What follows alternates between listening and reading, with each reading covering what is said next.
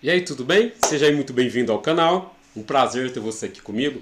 Hoje eu vou falar como dominar o plantão no pronto-socorro. Se você é técnico de enfermagem, se você é enfermeiro, se você é alguém que gosta aí da área da saúde, seja muito bem-vindo ao canal e fique comigo até o final dessa aula, porque essa aula é de extrema importância. Se você é recém-formado na enfermagem ou até mesmo na medicina, esse vídeo vai te ajudar bastante, tá bom?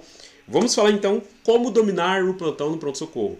Talvez você pode olhar para mim e falar, mas você tem propriedade para falar sobre isso? Tenho. Eu tenho mais de 20 anos de experiências na enfermagem, então eu acho que dá para agregar um pouco de conhecimento aí para você, tá bom? Então, seja bem-vindo nessa apresentação. Nós vamos explorar estratégias para dominar o plantão no pronto-socorro, desde o atendimento ágil até o gerenciamento de situações críticas, porque nós sabemos que no pronto-socorro há várias situações críticas. E o legal do pronto-socorro é que é um lugar imprevisível, ou seja, nós não conseguimos prever o que vai acontecer e o que vai chegar. Mas você precisa ter esse pensamento de previsão para que você possa, então, organizar o pronto-socorro. Pessoal, é o seguinte, primeiramente nós vamos aqui, ó. Atendimento ágil e eficaz no pronto-socorro. É de extrema importância que o atendimento no pronto-socorro seja ágil e seja eficaz. Nós temos que dar prioridade ao nosso paciente e nós precisamos, além de dar prioridade ao nosso paciente, ter uma comunicação eficaz. O atendimento no pronto-socorro exige rapidez e precisão. A avaliação rápida e eficiente do paciente é crucial para iniciar o tratamento adequado. Por que a avaliação rápida e eficiente do paciente é crucial? Porque nós sabemos que temos vários protocolos muito importantes. Por exemplo, nós temos o protocolo de AM, que é o protocolo de infarto agudo do miocárdio, que o paciente ele precisa ser trombolizado nas primeiras 6 horas para que tenha um efeito eficaz. Antigamente nós falávamos que a trombólise era até 12 horas, hoje é até 6 horas para o paciente ter um tratamento eficaz. Nós temos protocolo de acidente vascular cerebral encefálico, né? O antigo aí derrame, o pessoal falava derrame. Esse paciente ele precisa ser atendido numa janela de até 3 horas e meia para que o trombolítico também venha afetar menos esse paciente. Vamos supor, se ele tem um acidente vascular encefálico isquêmico, se trombolizar esse paciente, ele não vai ficar com nenhuma sequela, se for num tempo ágil. Mas se eu passar desse tempo ágil, que nós chamamos de janela, esse paciente vai ficar sequelado. Então olha a importância de o atendimento ser ágil, né, e eficaz na porta de entrada aí, que é no pronto-socorro. Então nós temos vários protocolos que nós precisamos de tempo para poder atender. Por exemplo, uma parada cardiorrespiratória, quanto mais rápido identificar que esse paciente está em parada ou em ritmos de parada, nós sabemos que nós temos 4 ritmos de parada, quanto mais rápido a gente identificar isso, melhor será para o nosso paciente, tá bom? E comunicação eficaz. A comunicação eficaz, clara e eficiente entre a equipe médica e o paciente e seus familiares é fundamental para garantir o atendimento, né, com sucesso, ou o sucesso no atendimento. Mais uma vez, a comunicação é algo de extrema importância. Casos de emergência, o reconhecimento. Nós precisamos ter agilidade e conhecimento para reconhecer o paciente em choque, o paciente em parada cardíaca e o paciente em acidente vascular cerebral encefálico. O paciente em choque, identificar os sinais e sintomas de choque, como hipotensão, taquicardia e pele fria e úmida. É essencial para a intervenção rápida. Quando nós falamos de taquicardia, quando nós falamos de pele fria e úmida, a pele fria e úmida nós estamos falando de sudorese. É um termo que a gente usa bastante no hospital. Sudorese significa pele fria e úmida. Então nós precisamos identificar os sinais de choque. Se eu tenho um paciente que ele está com nível de consciência rebaixado, que ele está apresentando sudorese, que é a pele fria e úmida, taquicardia e hipotensão, esse paciente ele está em choque. Aí eu preciso identificar qual é o tipo de choque que o meu paciente está apresentando. É um choque hipovolêmico? É um choque cardiogênico? É um choque neurogênico? É um choque anafilático? Então é muito importante ter o conhecimento para poder identificar. Parada cardíaca. O reconhecimento precoce da parada cardíaca, com ausência de pulso e respiração, permite a aplicação imediata de manobras de reanimação cardiopulmonar. Tão importante quanto reconhecer que o meu paciente está em parada cardíaca, tão importante quanto reconhecer é reconhecer qual que é o ritmo que o meu paciente parou. Como eu disse para vocês anteriormente, existem 4 ritmos de parada cardíaca. 4 ritmos. Nós temos 2 ritmos que nós chamamos de ritmos chocáveis e nós temos 2 ritmos que nós chamamos de ritmos não chocáveis. Quais são os 2 ritmos chocáveis? FV e TV, que é taquicardia ventricular e fibrilação ventricular. Quais são os 2 ritmos que não são chocáveis? A assistolia e a AESP, que é a atividade elétrica sem pulso. Então é importante nós reconhecermos e também nós sabermos qual foi o ritmo que esse paciente parou. Além de eu saber qual é o ritmo que esse paciente parou, é muito importante nós utilizarmos os 5Hs e os 5Ts, que são as causas reversíveis de parada cardíaca. Então, eu quero te fazer um convite. Eu tenho aqui no canal um vídeo falando sobre os 5Hs e os 5T. Dá um pulinho lá. Eu tenho um vídeo também falando sobre tipos de choque. Dá um pulinho lá para que você possa entender, tá bom? E nós temos o acidente vascular cerebral. A detecção dos sinais de AVC, como fraqueza em um lado do corpo, dificuldade de falar, visão turva, exige ação rápida para evitar danos permanentes. Como eu disse já anteriormente, nós temos uma janela para AVC isquêmico de 3 horas e meia, que é crucial para que o paciente saia sem sequela. E nós temos, além do AVC isquêmico, nós temos também o acidente vascular cerebral e hemorrágico.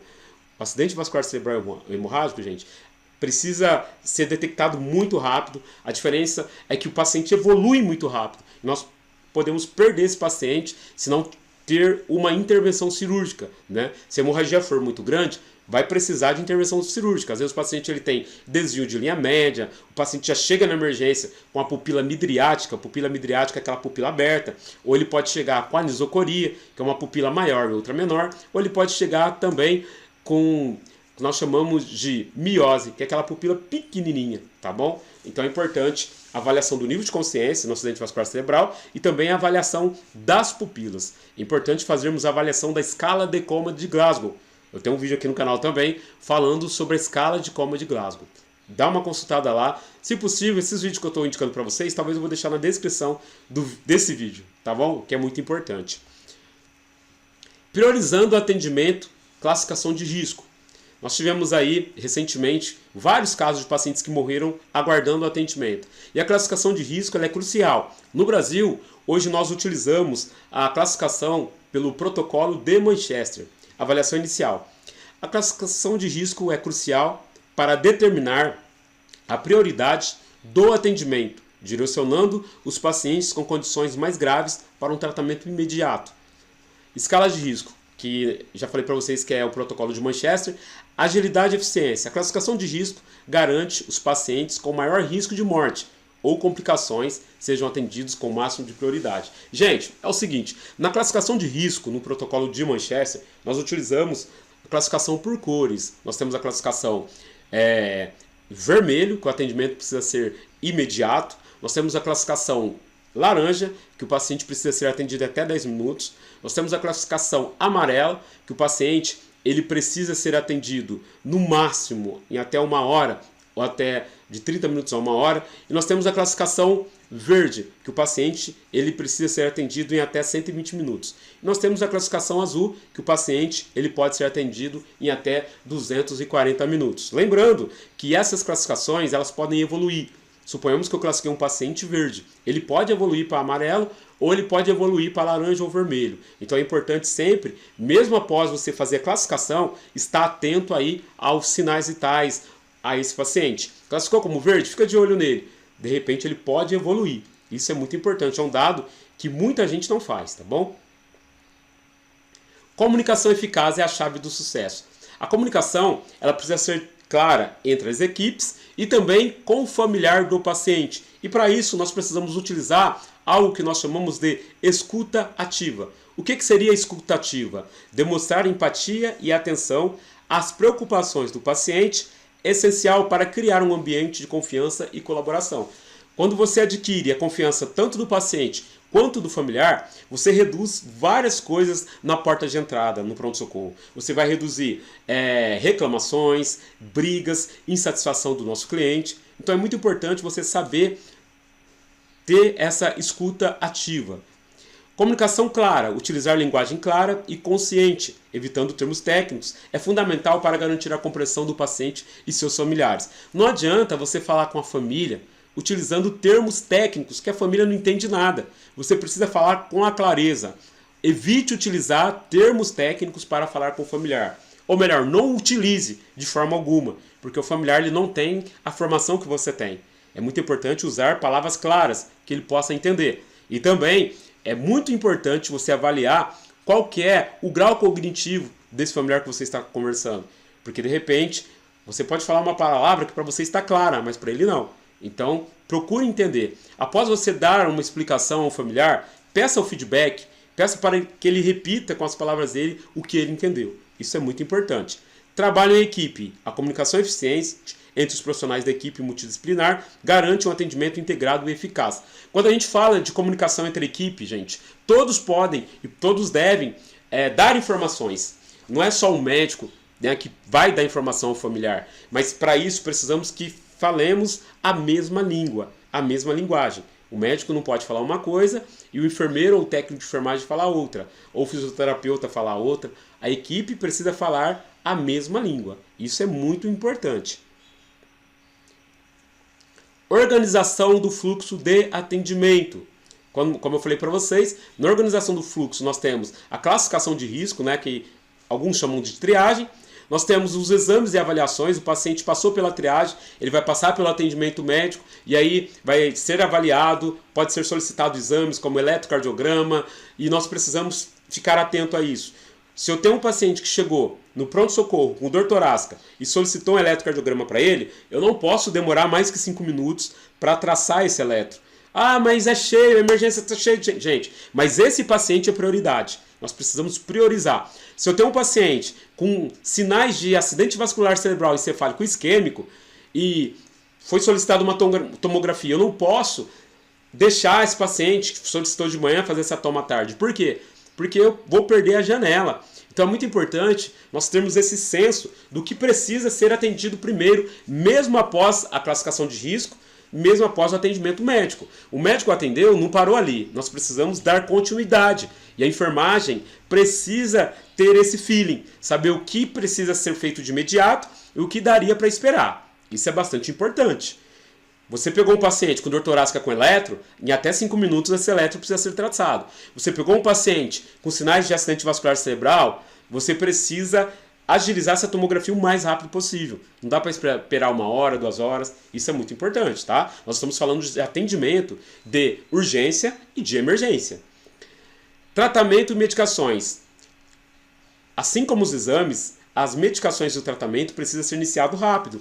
Se o meu paciente ele chegou com sinais de infarto agudo do miocárdio, se foi prescrito trombolítico, precisa ser feito de imediato. E assim para o acidente vascular cerebral, e assim para um paciente. Não precisa nem ser um paciente com infarto. Vamos supor que eu estou atendendo ali um paciente que foi classificado como amarelo, com asma, saturando mal. Ele está dispneico. Se eu demorar para medicar esse paciente, ele vai entrar em insuficiência respiratória e ele pode parar por hipóxia. Então é muito importante nós termos esse feeling, saber o que eu preciso atender rapidamente. E eu vou, diante disso, fazer um outro vídeo. Se você quiser que eu faça esse vídeo, deixa aqui nos comentários sobre o que eu preciso atender de imediato no pronto-socorro. Quais são as medicações que eu preciso fazer de imediato que não pode esperar e quais são as patologias que eu preciso atender imediatamente. Se você quiser um vídeo assim, deixa aqui nos comentários, tá bom? Monitoramento constante do estado clínico. É muito importante estar monitorando constantemente o paciente que está lá no pronto-socorro, os sinais vitais, os exames complementares, né? Observação contínua desse paciente, porque como eu disse para você, esse paciente ele pode evoluir. Nos sinais vitais, precisa monitorar os sinais vitais como pressão arterial, frequência cardíaca e temperatura. É fundamental para identificar mudanças no estado clínico desse paciente. Os exames complementares. A realização de exames de sangue, raio-x e outros exames complementares é essencial para o acompanhamento da evolução do tratamento. E observação contínua. Observação contínua do paciente permite a detecção precoce de qualquer alteração no estado clínico, permitindo a intervenção rápida.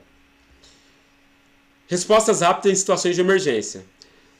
Mesmo que eu vou ter uma resposta rápida na situação de emergência, eu preciso ter calma, né, e tranquilidade, eu preciso executar os protocolos, e para executar esses protocolos, eu preciso conhecer os protocolos. Qual que é o protocolo usado no IAM? Qual é o protocolo usado no acidente vascular cerebral? Eu preciso conhecer. Qual é o protocolo usado em TEP? Precisamos conhecer. Trabalho em equipe. A colaboração entre todos os membros da equipe é crucial para o sucesso do atendimento em situações críticas. Ninguém é bom o suficiente para trabalhar sozinho. Precisamos trabalhar em equipe. o médico precisa do enfermeiro, o enfermeiro precisa do técnico, o técnico precisa do auxiliar, o auxiliar precisa... E assim vai. Um precisa do outro. Não tem ninguém mais importante na equipe. Embora alguns se acham estrelas, mas todos são importantes. Até a pessoa que faz a higienização da sala de emergência ela é importante. Até o rapaz que recolhe o lixo do hospital ele é importante. Fica uma semana não, 24 horas sem recolher o lixo dos setores do hospital, o mau cheiro que fica. Então todo mundo é importante. Pessoal, então chegamos ao final aqui. Eu espero que você tenha gostado dessa aula. Eu vou deixar na descrição desse vídeo o link do curso de APH, que é o atendimento pré-hospitalar. Você que quer aprender sobre emergências fora do hospital, que é no atendimento pré-hospitalar, esse curso vai te ajudar bastante, vai te dar um feeling legal. E também vou deixar um curso sobre preparo e administração de medicamentos. Vai ficar aqui na descrição desse vídeo. Se você ficou até o final, deixa no comentário. Eu fiquei até o final, tá bom?